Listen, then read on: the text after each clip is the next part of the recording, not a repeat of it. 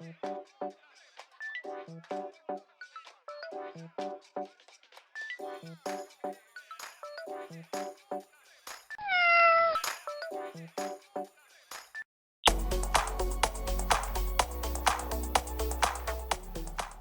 there, my name is Steve Gearhart and this is the Onagi Observer. Thank you so much for stopping by and watching this video because this is the video you were supposed to get last week, but life, as life does, intervened and I couldn't do the video, and I did a hastily made AMV, which I hope you enjoyed, but if you didn't, I apologize, but sometimes things happen.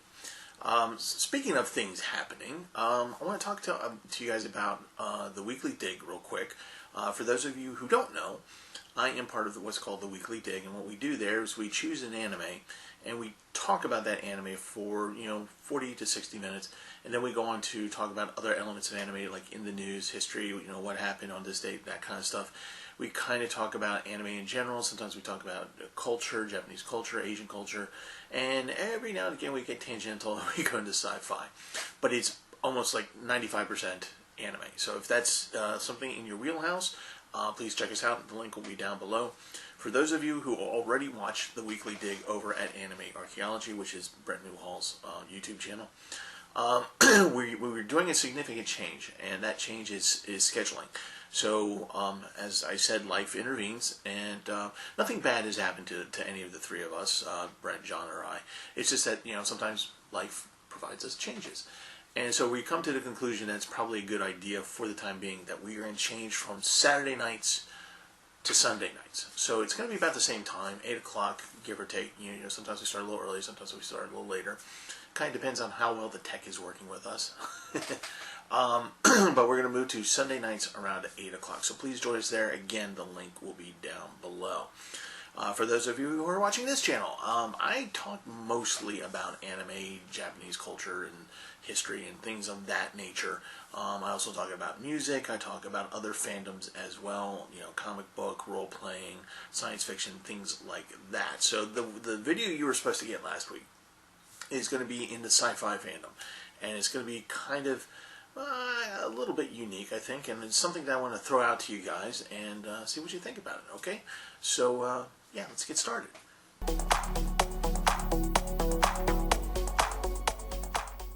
Okay, as you saw by the title card, The Empire Strikes Back. You're probably thinking, oh, wow, another Star Wars thread about The Empire Strikes Back. He's a Star Wars geek. Well, yes, I am, but we're not going to go into the merits of The Empire Strikes Back, the movie itself. What I want to talk to you about is a way to watch a movie of that caliber and other movies like that. Movies like maybe some of the other Star Wars movies, or some of the Star Trek movies, or perhaps E.T., or some type of action adventure like Indiana Jones or something like that. There's a kind of a unique way to watch this and enjoy the movie, and that's what I did about, at this point, I think 3 weeks ago. And that was that I saw The Empire Strikes Back at the Baltimore Symphony Orchestra, or also known as the BSO here. And at the BSO, what that means is that we saw it was on a big screen over top of the orchestra. And you go, okay, what's so special about that? Well, the orchestra played John Williams' score to the movie. You heard that correctly. So what I did is I paid some money, a lot more money than I would pay for a normal ticket to see it in a movie theater, so that I could have this experience of watching The Empire Strikes Back on this big screen, singing in the audience with a full orchestra, right, with a maestro and everything, doing the score as the movie is playing. If you can scrape the cash together to do something like this, if your local orchestra does things like this, I highly encourage you to do this. It is an amazing experience, a lot different. Now, some people might have the initial reaction of like, why would I pay so much more money? I paid $65, by the way, for the ticket. Why would I pay that when I can see it in the movie theater? Well, you can see it in the movie theater, and you can have a really great sound system, and it'll be fine. And that's what movie theaters are for. But think about this for a second. It's a classic movie that has a dramatic score to it. John Williams, everyone knows who John Williams is, right? Everyone knows the iconic Star Wars theme. So, imagine if you can actually watch the movie while it's being played live, in person, in front of you. So you're getting this huge orchestral music thrown at you as you're watching this movie, and the experiences, you got to do it. Find the cash, do it, find a place to go and see these movies. Now, this is not the first time I've seen a movie where the BSO did the soundtrack, or did the score to the movie. And I've seen E.T., again, I've seen Indiana Jones, I've seen a couple other movies there, where they choose movies with like really well-known scores and iconic stuff, and John Williams fits that bill, right? And that's what they do, and that's you get fans and you get people who are interested, and it's this really nice mix of people that come in. And yes, I can't speak for other played orchestras, but at the BSO they do actually ask people to cosplay.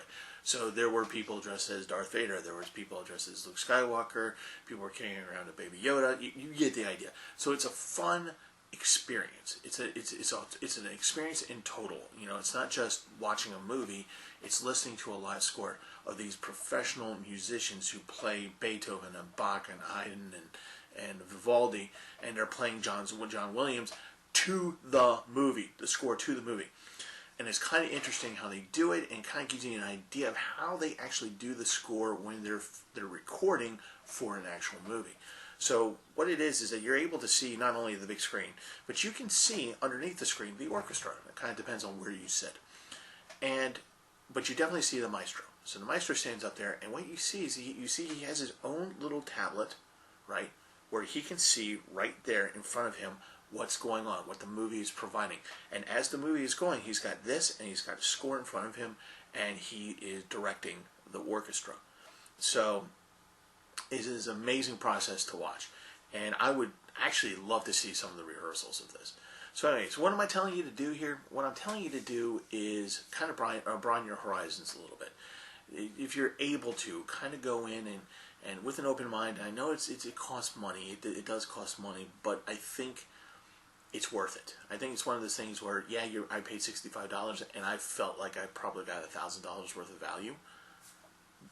See, if you can equate it like that, then the $65 doesn't sound like so much.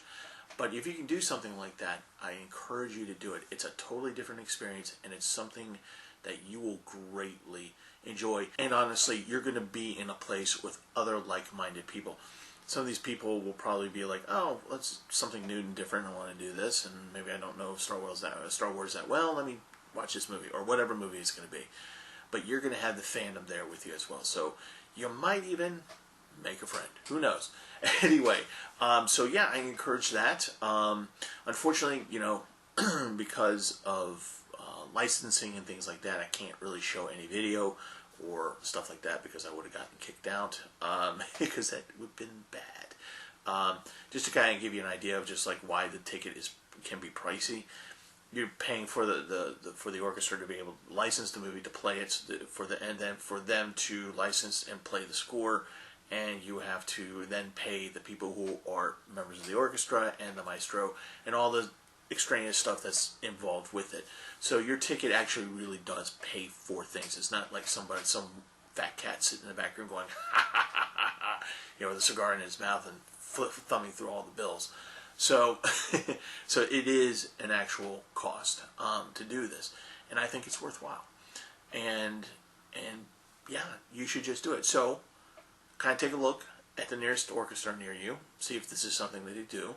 Order your tickets in advance, get the day off, and have fun with it. There you go. Okay, so that was my experience of watching The Empire Strikes Back.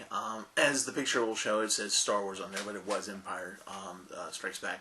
And like I said, please go do that. A reminder, the Weekly Dig is moving from Saturday to Sundays at about 8 p.m. Still doing the same stuff, just changing the day.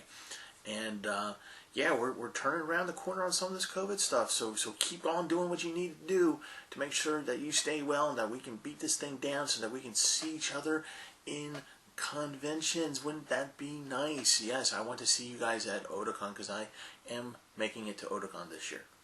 Hell or high water. So anyway, please do what you gotta do to keep yourselves healthy and safe because I love you guys and someday I want to meet some of you. Alright, have a good one.